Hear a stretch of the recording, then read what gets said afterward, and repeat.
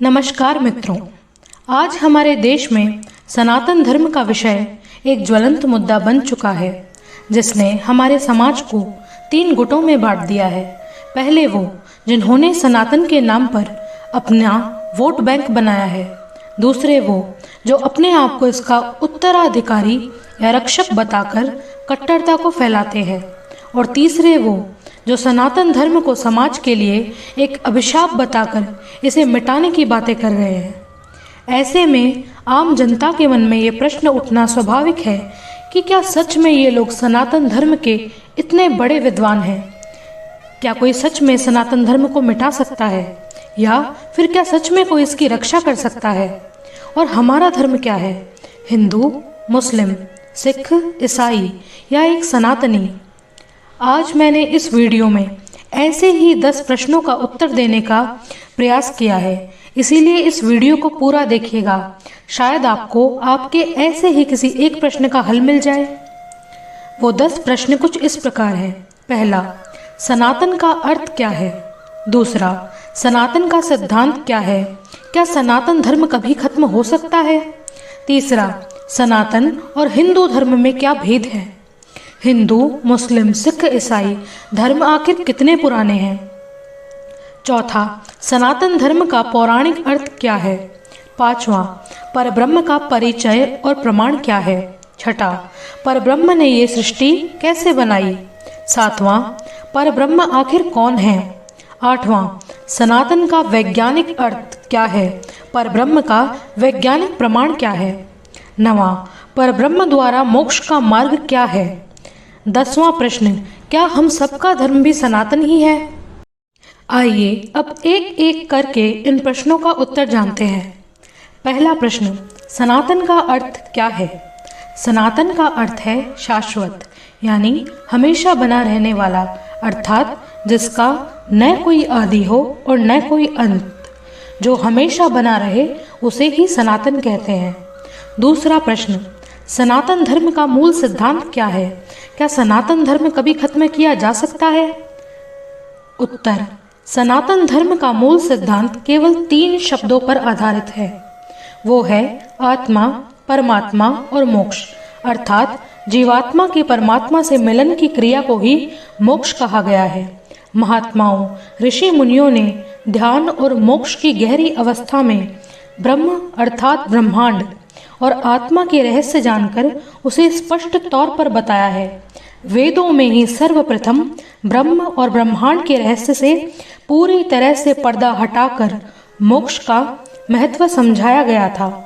मोक्ष के बगैर आत्मा की कोई गति नहीं है, इसीलिए मोक्ष के मार्ग को ही सनातन का मार्ग कहा गया है।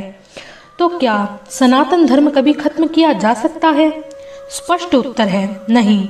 आत्मा हर जीवित प्राणी में है, चाहे वो मनुष्य हो, पशु हो या पक्षी हो, चाहे हम किसी भी धर्म के हों। यह सभी के लिए सत्य है कि जो पैदा हुआ है वो एक दिन अवश्य मरेगा।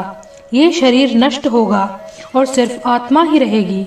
भगवान श्री कृष्ण ने श्रीमद् भगवद गीता में कहा है, नयनम छिन्दन्ति शस्त्राणि, नयनम दहति पावक, न चैनम कलेद्यन्त्यापो, न शोष्यति मारुतः।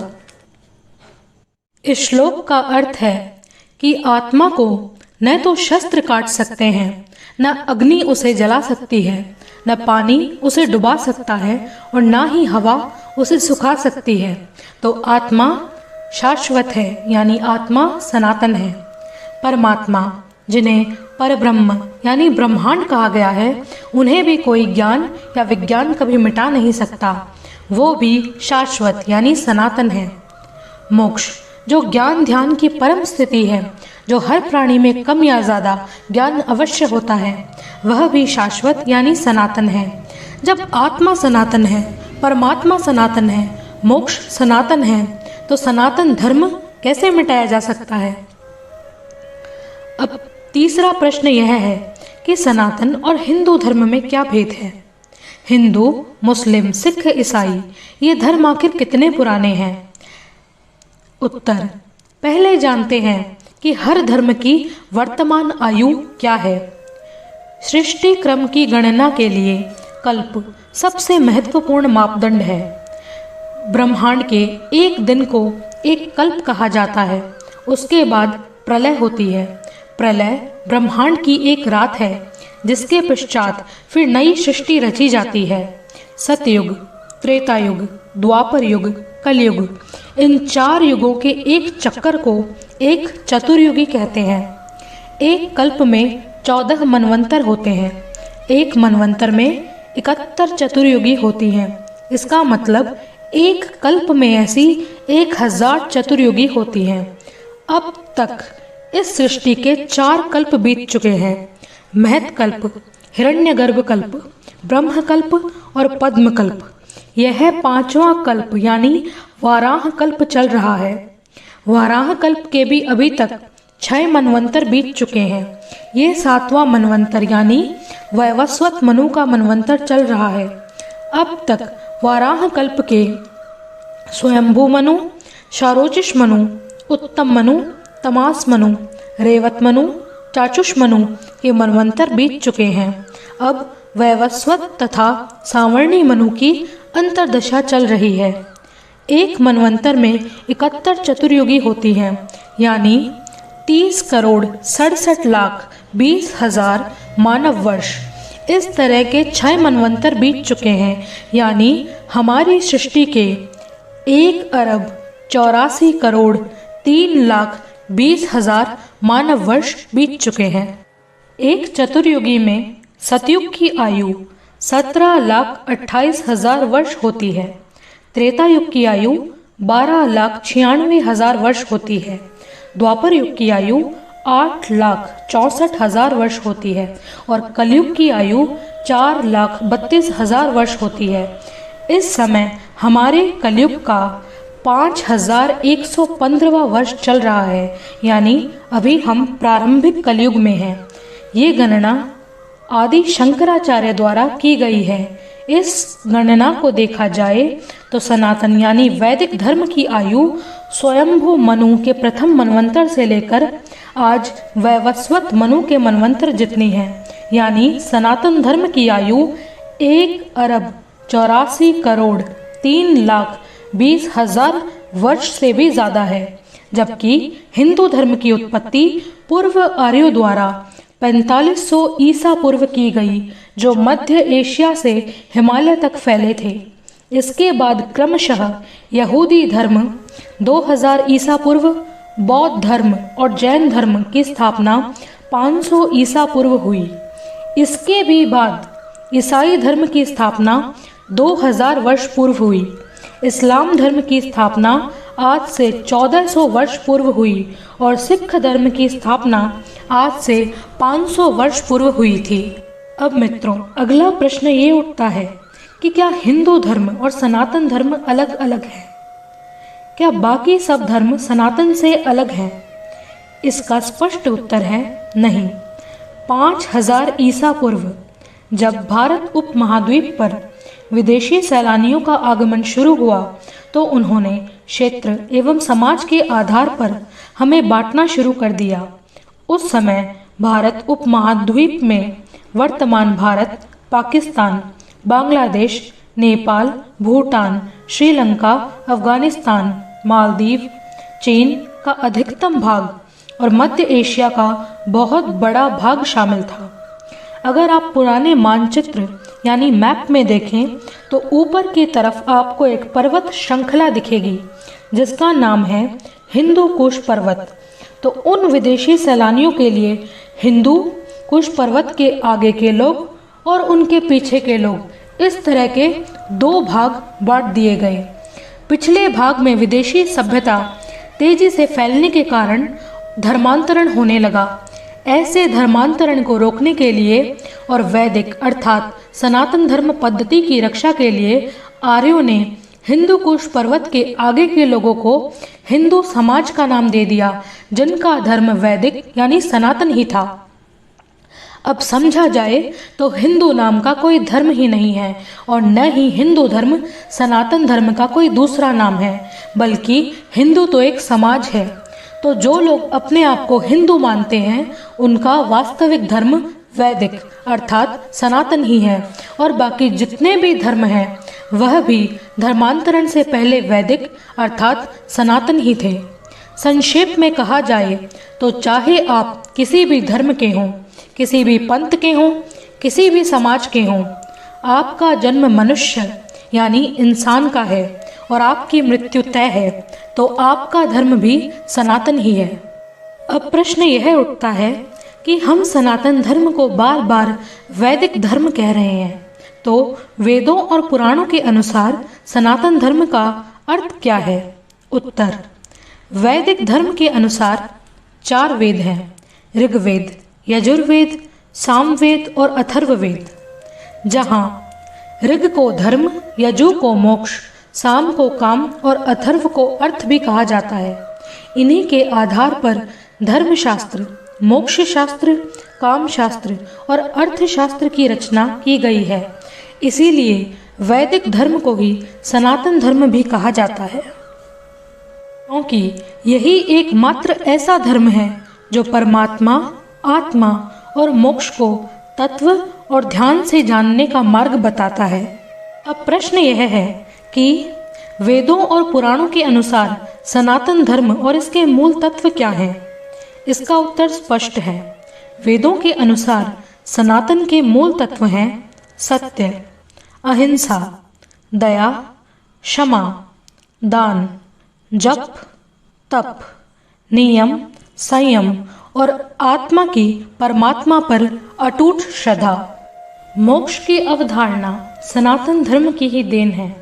एक निष्ठता, ध्यान, मौन और जप तप सहित यम नियम के अभ्यास और जागरण का मार्ग ही मोक्ष का मार्ग कहा गया है। अन्य कोई मोक्ष का मार्ग नहीं है। मोक्ष से ही आत्मा और परमात्मा का ज्ञान होता है। यही सनातन धर्म का सत्य है। धर्म, अर्थ, काम और मोक्ष में मोक्ष ही हर जीवात्मा का अंतिम लक्ष्य है। यम, नियम, अभ्यास और जागरण से ही मोक्ष का मार्ग निश्चित किया जा सकता है।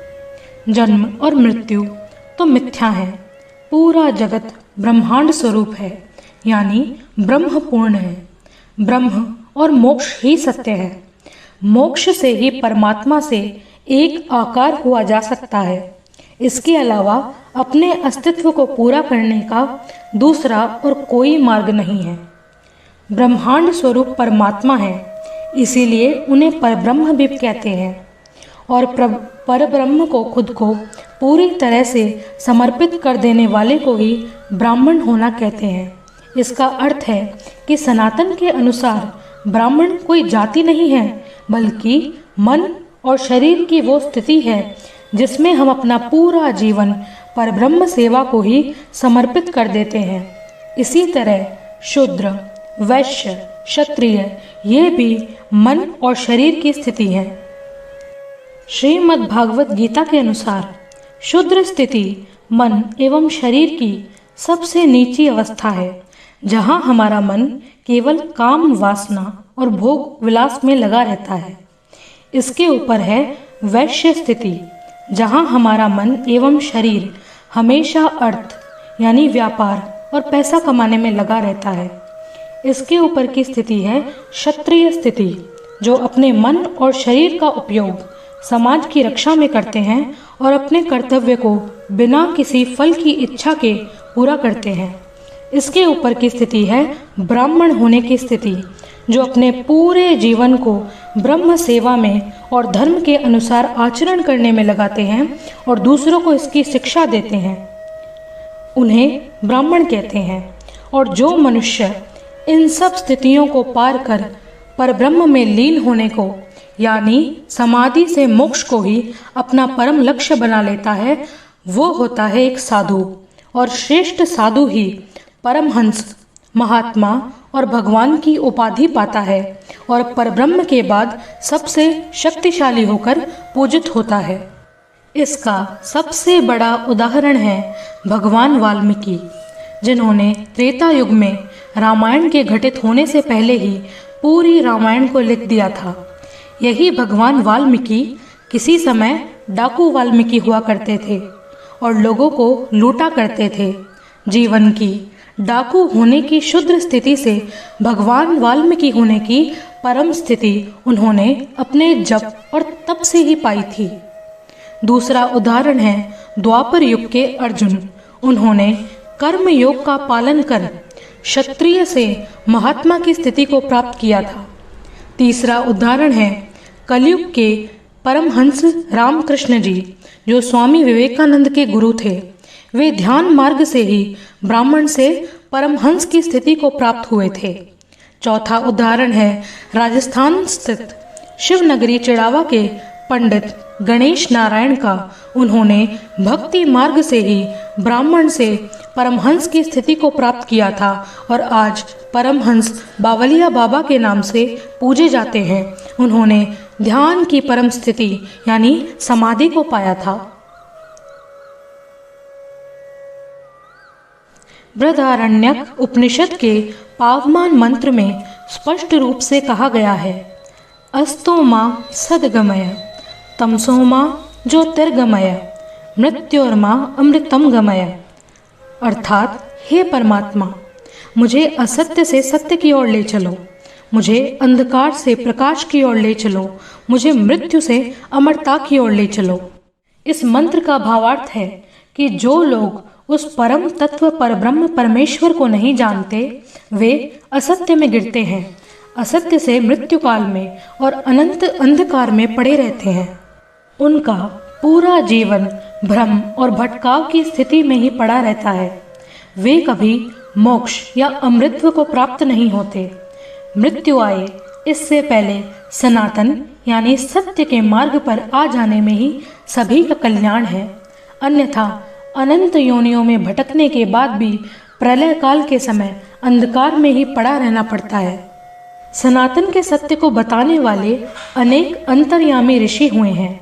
उन्हें दृष्टा ऋषि कहते हैं। दृष्टा का मतलब है कि उन्होंने सत्य को जैसा देखा वैसा ही सबको बताया। इसीलिए इन सभी ऋषियों की बातों में एक रूपता है, फिर चाहे वो किसी भी काल या किसी भी युग में हुए हों। जो दृष्टा ऋषि की बातों को नहीं समझ पाते, वही उनमें भेद करते हैं। भेद केवल भाषाओं का हो सकता है, अनुवादों का हो सकता है, संस्कृतियों का हो सकता है, क्षेत्र परंपराओं या सिद्धांतों का हो सकता है, पर सत्य का कभी कोई भेद नहीं होता। सनातन का कभी कोई भेद नहीं होता। आत्मा, परमात्मा और मोक्ष का कभी कोई भेद नहीं होता। इसीलिए सही यही होगा कि हम सत्य यानी सनातन को हृदय से स्वीकार करें और अपनी आत्मा को परमात्मा यानी परब्रह्म के मार्ग पर बिना किसी शंका के लगा दें, क्योंकि जहाँ श्रद्धा अमृत है तो वहाँ शंका विष के समान है। शंका सिर्फ सिद्धि के मार्ग में बाधा डालती है। अब प्रश्न यह है कि ये परब्रह्म आखिर हैं कौन? क्या है उनका असली परिचय? कैसे उन्होंने इस सृष्टि का निर्माण किया? उनके द्वारा दिया गया मोक्ष का मार्ग आखिर है क्या? और हम मन, कर्म और वचन से सनातनी होने के लिए क्या करें? इन सभी प्रश्नों का उत्तर इस वीडियो के दूसरे भाग में दिया गया है। कृपया धैर्य और श्रद्धा के साथ इसका आनंद लीजिए।